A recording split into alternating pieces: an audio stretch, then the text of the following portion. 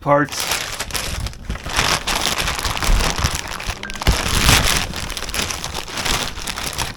These. So I've done some tinkering with the vet. Howdy.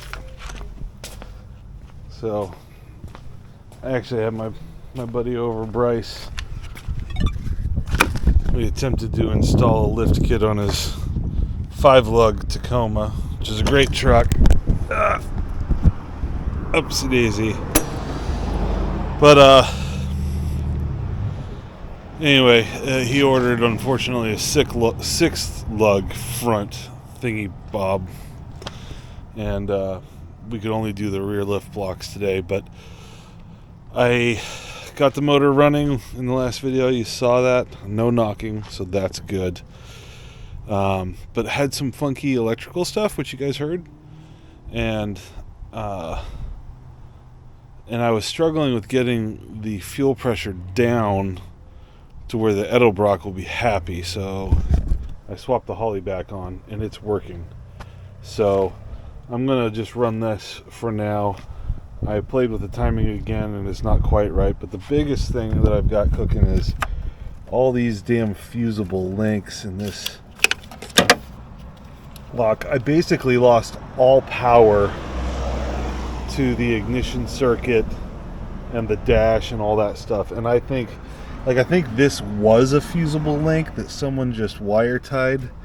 I have no idea what that goes to. So my goal, like, there's another fusible link. That one looks okay. This one's crispy as all get out, and I have no idea what it goes to. So what I'm going to do is just take all this off, clean it up, clean the whole thing up, put it back together. These fusible links actually seem okay, but I think I got some corrosion issues down here. I'm going to inject 12 volts on the other side of this, which this is coming to it. So I'm going to try to inject 12 volts over here, cut that out. That's an orange wire, and install a maxi fuse, which is actually what this is. And since I'm going to be redoing all this anyway, I'll probably just rip that out. And I'm just going to have to start at like a 5 amp and then 6 amp or 10 amp or whatever, and try to figure out what's cooking on that. Oh, found out why it wasn't charging. It's because this guy was not plugged in. So it should be good now. But that's the plan. Once I get the motor running and dialed in properly, I also think I had the valve lash not set right. I know I had the valve lash not set right, because these cylinders were running at like 600 degrees, which made no sense. The intake was opening, but the exhaust was not opening well enough. This push rod was knocked out of, like, it was so loose. Anyway, just rookie mistake, or hurrying up mistake. But I'm going to just try getting some of this wiring sorted out and see if I can get the thing cranking over again, because, well, nothing will work now because the battery's not hooked in. But I'm just going to work on some of this electrical junk here. Like I got this plug, again, going to a fusible link, but I have no idea where it goes. So I'm just going to try to clean this up and see if I can make some more sense of things. And then the other thing I'll do is knock this out so that I can start running some stuff into the cab, because I'd like to put at least a 3-gauge cluster in where the radio goes.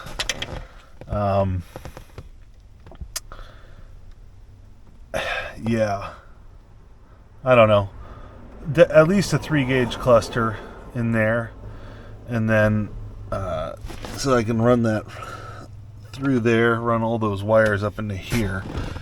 And then one of the things I definitely need to work on is I've got a whole fuse and relay panel, and I'm gonna want to get the fan wired up. And then I also think that maybe, this is part of the reason why the fuel pump wasn't running, is that stuff was bad. So I have no idea. this is something that I've been ignoring for a while, but I've needed to address. So, yeah. Anywho, I'm just going to tinker around a little bit more. It's nice out today. It was hot a little bit earlier, but it's nice now. So, as things have cooled off, I'm going to just go ahead and get in here and start cleaning some of this junk up. Yeah. Oh. Those are some relays. I don't know what the hell those are for. No idea. And then that's a relay that I have no idea where is going. So we may just do the process of elimination game here. Like that wire, what the frick is that for? Who knows? Oh, I discovered why my tail lights were on. Apparently when I was underneath there tinkering around with some stuff, I think I knocked the switch out of adjustment. So when I pulled up on the pedal, the brake lights turned off. So what I wound up doing was just disconnecting that connector while I had the battery turned on. What I'm hoping is that if I get that wiring cleaned up in there, I won't need to run this jumper for the fuel pump, that it'll go back to actually functioning properly. Who knows? But we're getting there. So the major step is get the engine running and timed, and then throw coolant in it, get cooling done, wire up the fans, and if that's good, then I'm going to work to bleeding the clutch, and then I will work on doing the helicoil of the automatic transmission pan. Then theoretically, actually one thing I may do for just safety's sake is replace these rubber lines that are ancient. I've got brand new ones, and I've got front brake upgrade for this thing, but I'd like to drive it. I'm assuming that it'll still stop as is, but that's the idea. That's the current future goals. Yeah. So, anyhow, I'm going to just get after it, and I'll let you know if there's anything interesting that shows up. Looks like a spaghetti mess, but I first off took out this whole bus bar, which is effectively what it is. A bunch of 12 volts are getting fed to it, which I think is this guy. And then the rest is just bouncing off. This fusible link looked fine, so I left it alone. I cut out the nasty ones and I replaced it with 30 amp fuses. I looked at them up, and they say they're 12 millimeter, and I saw a chart that said that's good for 40 amp fuses. I don't have a 40 amp fuse, so I did a bunch of 30 amp fuses. We'll see if any of them pop. At least they're serviceable now. And this mystery one that had a wire nut on it, I replaced that with a 30 amp fuse as well. I figure that's better than just wire nutted. This one was the one that was really gnarly and blowed out. I'll show you a picture of that real quick. That's this one. That one was definitely heated up and roached. You can see the corrosion and how it's burnt out. It's supposed to be round. That one is probably a 30 amper as well. Well, probably 40 amp. But at any rate, at least all these are now visible. You can see if it's bad, it'll just pop the fuse and you move on with life and replace it. And that, or that's the circuit that's gone bad. So yeah, I'm going to get this cleaned up. I'm going to swap out the terminals that I've got, throw it in there and see if my dash lights still come back on, and then maybe I can fire this thing up again and take a look and, well, see if it works. So yeah, anywho, that's what I'm working with. It's been about a half hour or so. It's not bad, not difficult. You just get in there and just take care of it, you know. Well, that didn't solve the problem. I don't know if one of these immediately popped or I don't know. It's kind of a mystery. I still have interior lights, interior power. All that's good, but if you notice, my cluster doesn't do anything. Neither does the ignition switch. So I don't know what I jacked up. I checked all the fuses in the panel. See, my interior lights are working, the hood lights are working. I checked all these fuses. And they all seem good, but I'm going to throw a meter on them and see what gives. I can just do a quick continuity check and just see what the story is. It could be something down here, or it could be something in this wiring harness that's still left. I don't know. So, mystery continues. You ever make a mountain out of a molehill? That's what I've been doing for a couple months, or probably a couple months. I've been avoiding doing this. I'm nervous to do it because I'm afraid to screw things up, but I think I can figure it out. So this is those bolt holes that I need to rethread because half the threads are stripped out on the automatic transmission pan. So I'm just going to go ahead and do it. So overall, here's where we are with the car. I think I have now a dead starter. It just clicks once and that's it. And not even all the time. I beat on it and it's huge. So I decided to pick up one for an 89 Corvette, which is supposed to be like a factory mini starter.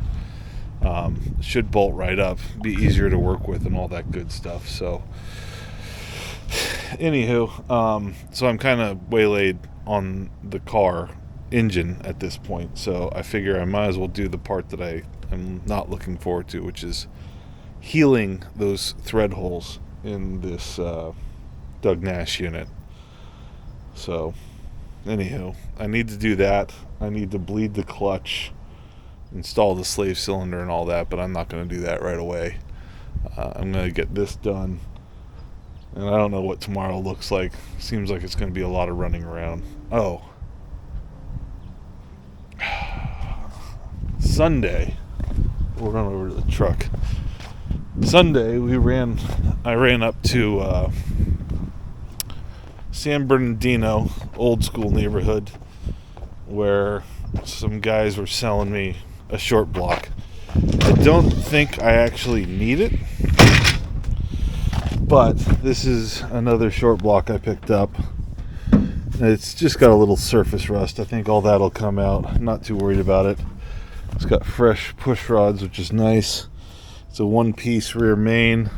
This is that casting number. From what I gathered, it's an L31. Yeah. Oh, what is that? Oh, just RTV.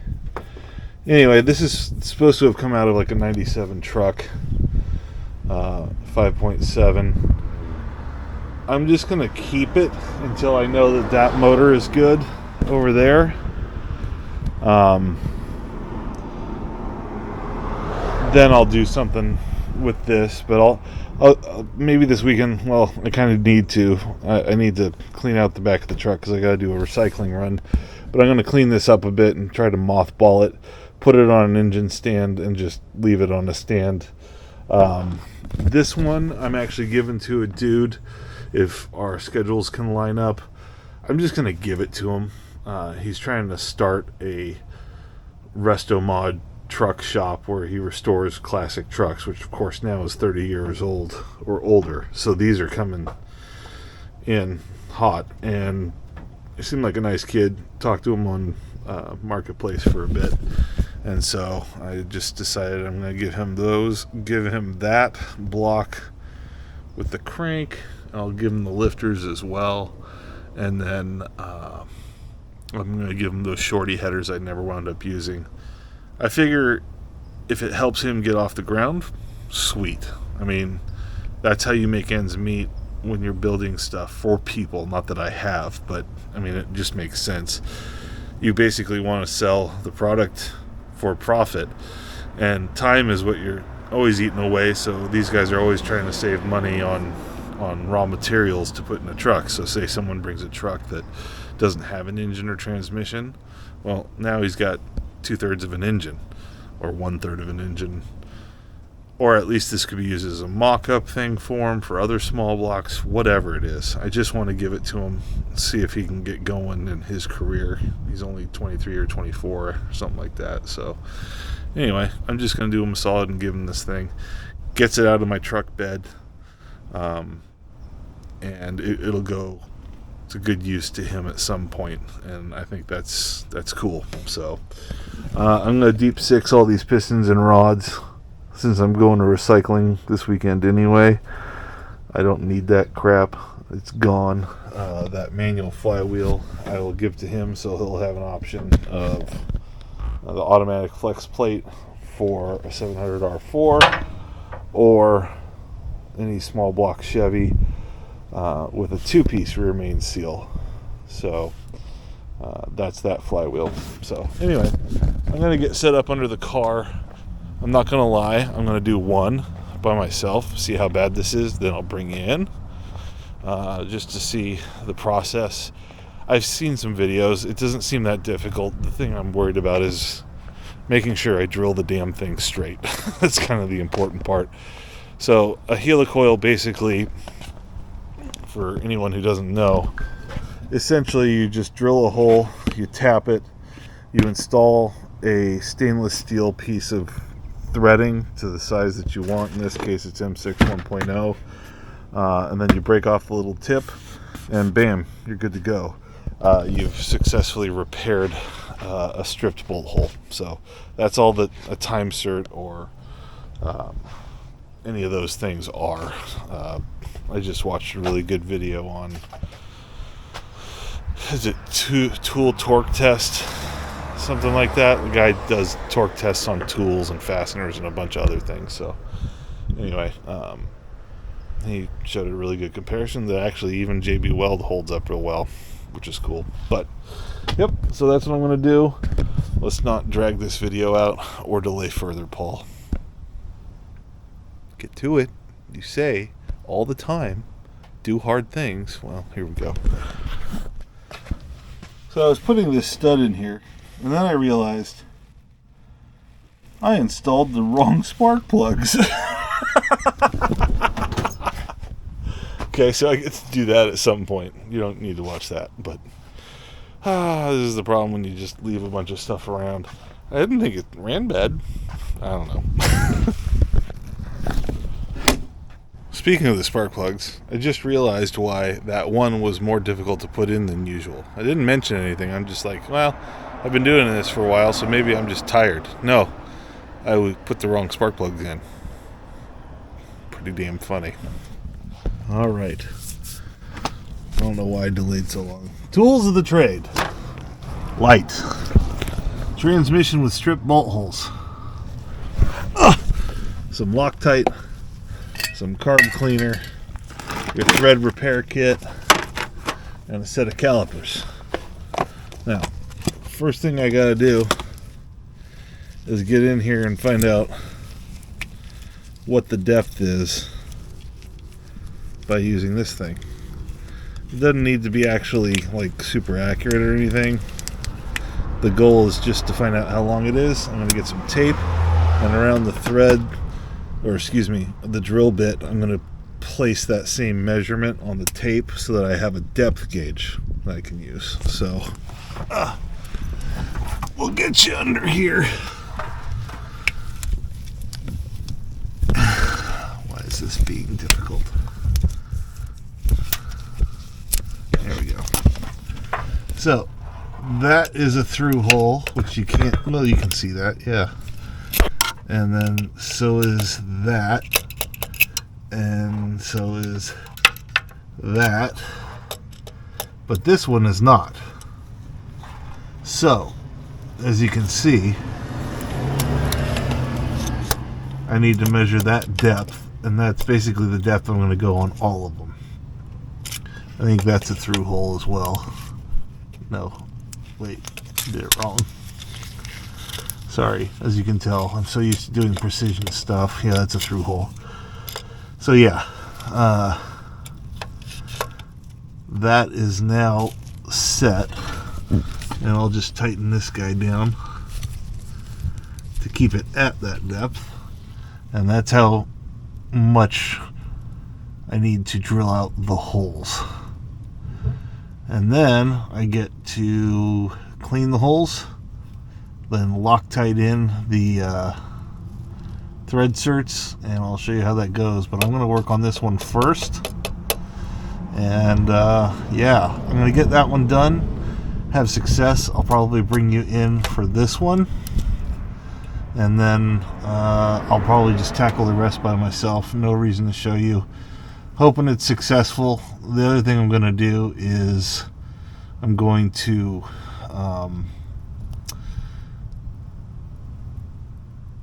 let these set overnight before I put the pan on. And I'm just going to use RTV.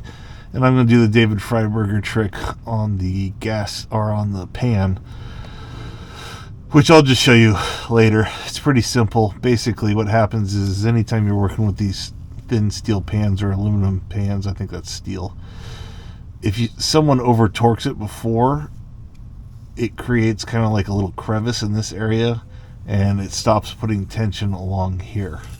And so what you do is you just kind of push the pan part out so that when the head goes in, it starts applying some pressure. You don't over torque it then. It'll make more sense once I get that set up and when I'm ready to do that. But clearly I'm going to be working on my back tonight. Here we go. Okay, that wasn't bad. If I'm totally honest, forgive the really terrible camera work. But I did get that one installed. Just added a dab of Loctite. I think it's going to be just fine. It's sitting low enough. I may run a file over that. We'll see. Because I don't think I really nailed it. The little tab that you break off, which I'll explain in a second, that broke off a little prematurely. But we'll go ahead and get this one tackled.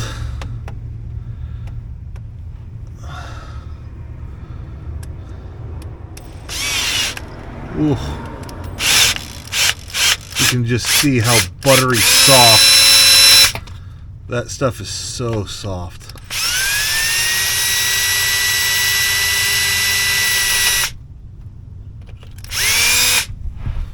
Very, very soft material.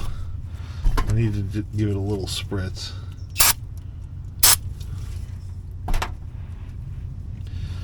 And then you got to grab your tap and get your hair off of it. So the kit comes with the proper size tap. I don't have one of those fancy tapping tools, so I just get it started by hand. And as soon as it goes in enough, it kind of straightens out. That's probably okay. And like I said, I don't have the fancy tap tool, so I just use a 7mm wrench. Ugh.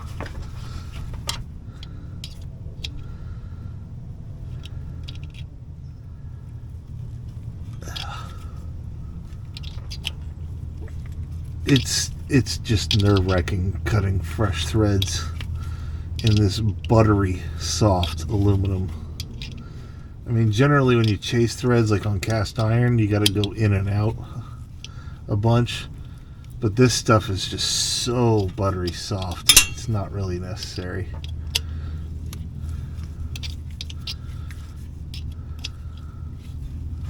I think there's 11 of these. There's 5 there. Yeah, I think there's 11 of them, which sucks because that's a lot. So I'm just going to go, since this is, I think they call it a blind hole. Correct me if I'm wrong, which is entirely conceivable.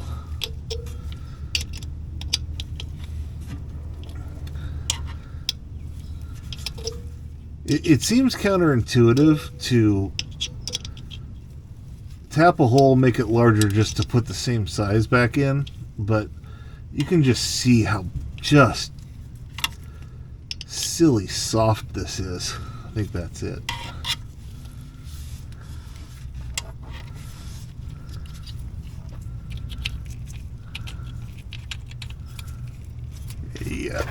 that'll do. That's definitely deep enough. Again, another spritz, which I may be getting all over you.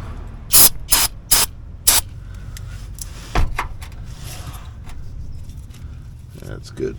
So, just dry it up a little bit. You can see why I waited a long time too, is if you wait for the transmission fluid just to drip out everywhere, it's just makes life so much easier. So, forgive me for talking off here. Alright. There's tons of videos of these, but this is the helicoil itself. And I don't know if you can see, but there's a little tang in there. I'm going to go back in case it's awful. There's a tang inside there. This tool has a tang. Receptacle, if you will. And so you just slide that on so that it's like that. And the tang you can see. And then you add a little dollop of Loctite.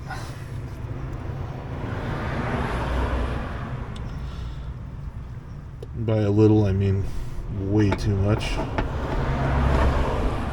you just take that. And then, this is always a weird, like they say it's a weird start. And in my observation, on the first one, it was definitely not easy to get it started. Although this one seems to be going good.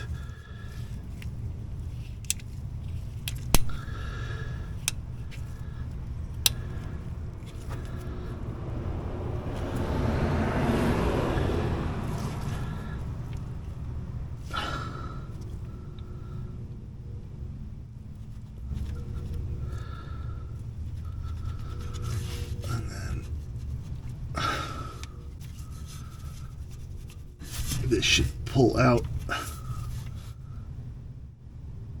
Yeah, that's tight in there. So I'm just going to try to wiggle it out if I can. I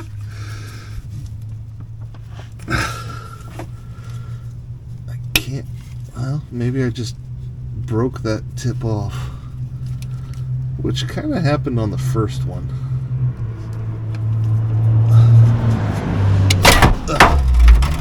Yeah, I'm going to have to come back through here with a file because I may have not gotten that one deep enough. But that's created the new thread. Yeah, I'll just come in here with a file and just file that down. Same thing with this one. So any of them that are proud, you kind of want to do that.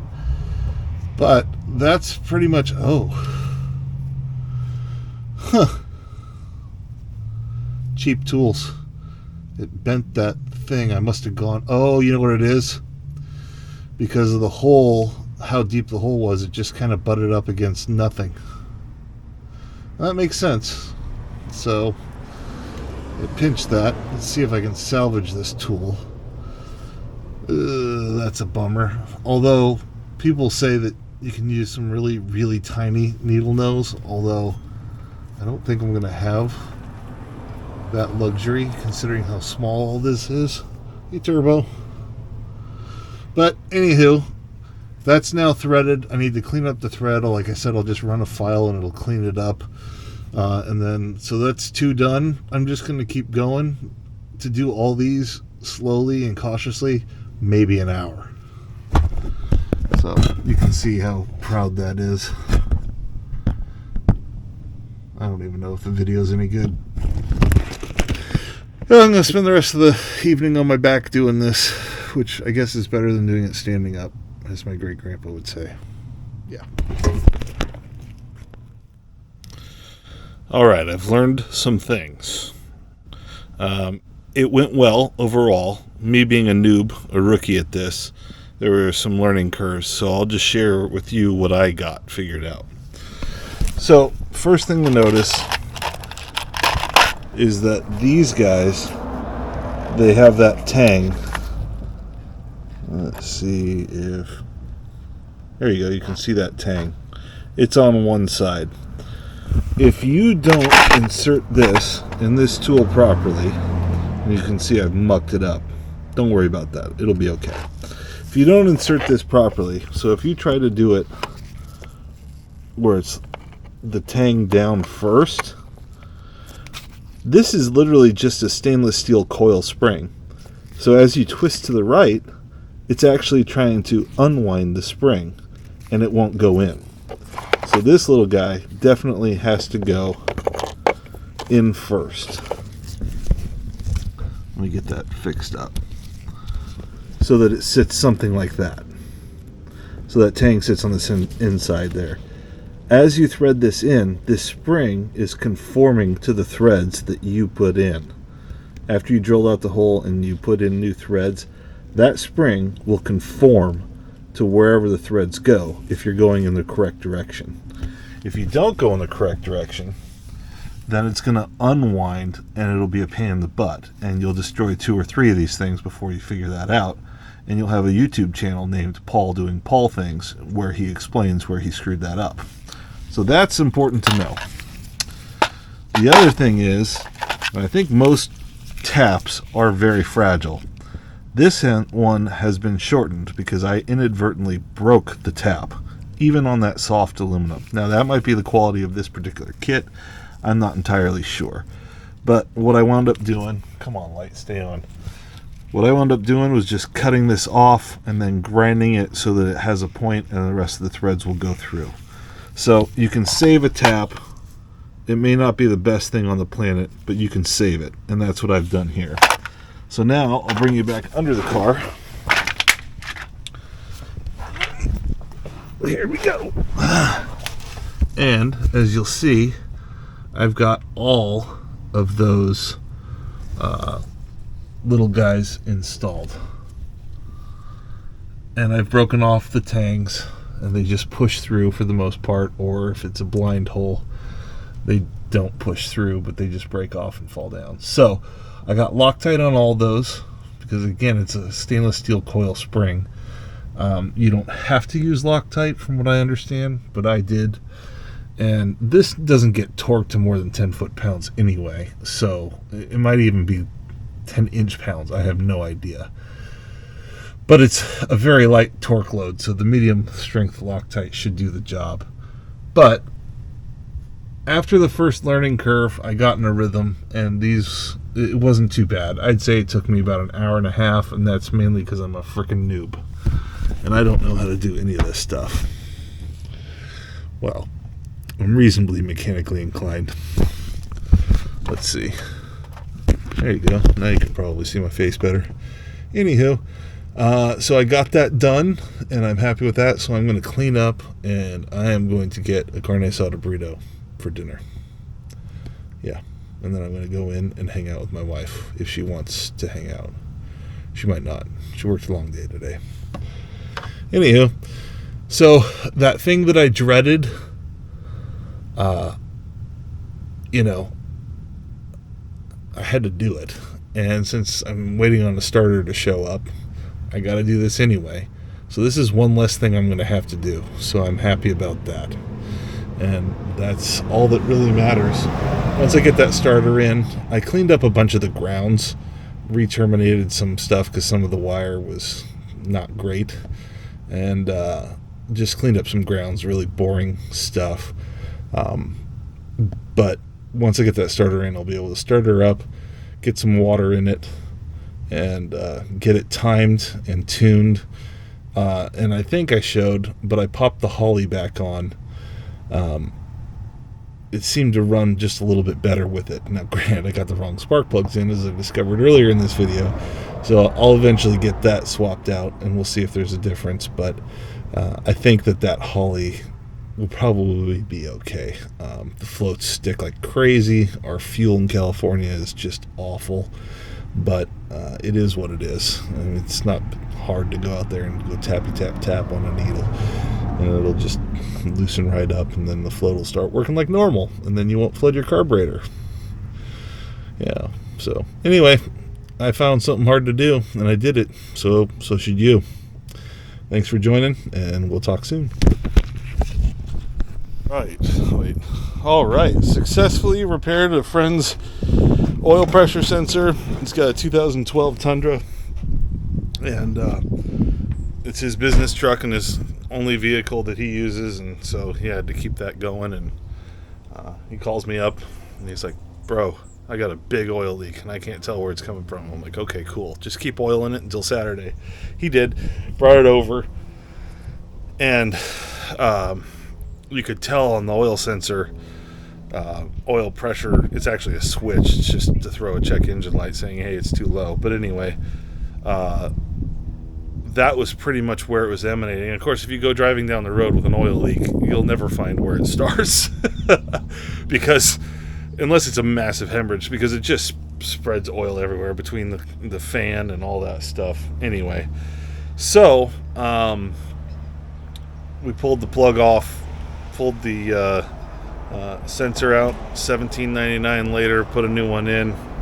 Seems to be all good. He's going to drive on it and let me know, but that should be the ticket. So anywho, so yeah, the helicoil was successful. I got my pan, and I'm pleased to know that I left these in here. So I've got the actual bolts. This is the automatic transmission oil pan for this thing. So all I'm going to do is I'm going to prep this, get this cleaned up, and then I'm going to do that David Freiberger trick where you can see if you over tighten, it makes this proud a little bit. I don't know if you can kind of tell, but that can be a problem. And it's common for these things to leak, so that's to be expected. People would over torque those things. I was thinking if I was super smart, I would get like a piece of metal to put in all those, but honestly, I think it'll be fine once I do that trick. But I'm going to get this prepped, and then I'll bring you back when I'm ready to do that. Basically, you just put a ball peen hammer on this side and tap it just a little bit, and it pushes it down that way so that when the bolt comes in, it's got something to grab onto to apply pressure. So between that and the right stuff, I should be able to get this sucker sealed up, particularly with the bolts that are in there, or the nut certs. That should take care of it. So anywho, that's what I'm doing, and then I gotta drop that other engine off and do a little bit of cleanup out here, and then I don't know if my wife and I are gonna go for a ride or what. I have no idea. But anyway, that's the plan for now. So what we've basically got, let's see if I can see. Yeah, you'll see a socket sitting right in here, and what you do is you just place this right here, get that in there, and with the ball part of the peen with the hammer, you just tap.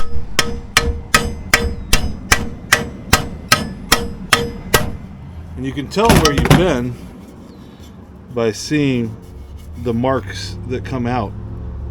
And what that does is it kind of just makes it stick up a little bit this way, so that when you put pressure on it this way with the bolt, it actually provides some clamping force. So I'm just going to go around and do that on this, so you can see there's no marks on that at all when I do this. And of course the gasket maker will take it up.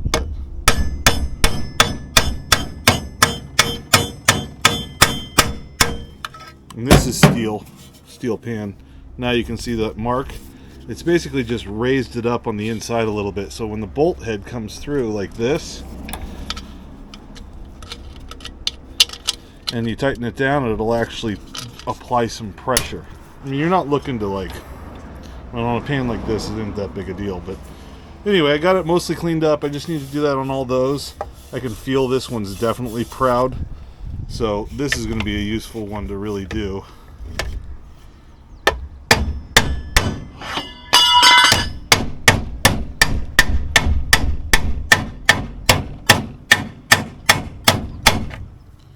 And you don't want to beat it out of flat, but that's now got something to purchase on.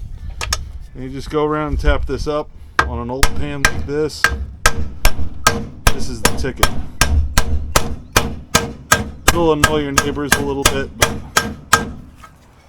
you only got 11 of these to do, so it's not a big deal.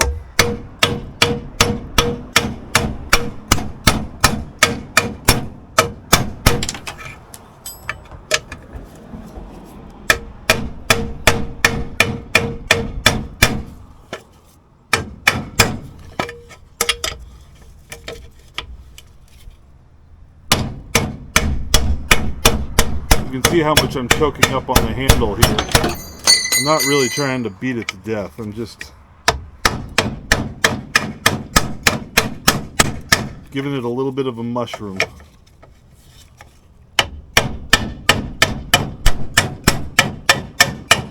Pretty neat trick. I'm sure it's not original to Freiberger, but he knows all those old tricks, and that's the reason why you watch these things, because you're just learning, and then you can be helpful to people around you. There we go. I've actually got it all done already.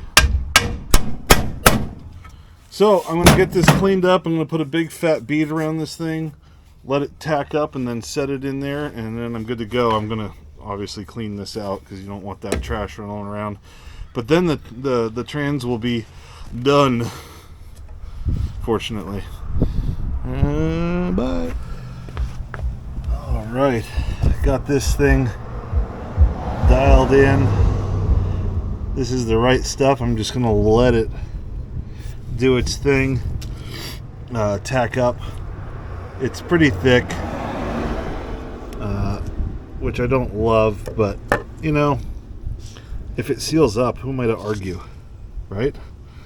And so I went around the bolt holes just to make life a little easier, or not really that, but just to make it seal around those bolt holes if for some reason something goes wrong.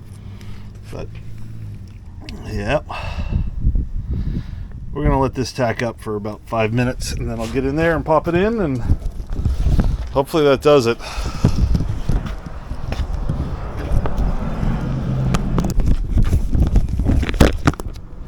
All right, got the pan on, all those threaded in just great. I don't have it snugged up. I got it just set, and I'll come back later this afternoon and torque it up a little bit and then cut off the excess. No doubt it's bleeding off onto the inside, but that's okay. Anyhow, so that's done. Got some errands to run, so I'm gonna go tend to that. All right, hopefully that will not be leaking. You ever wake up in the middle of the night and you're like, crap, I think I forgot to install something on the car before I sealed it up. Had that exact feeling.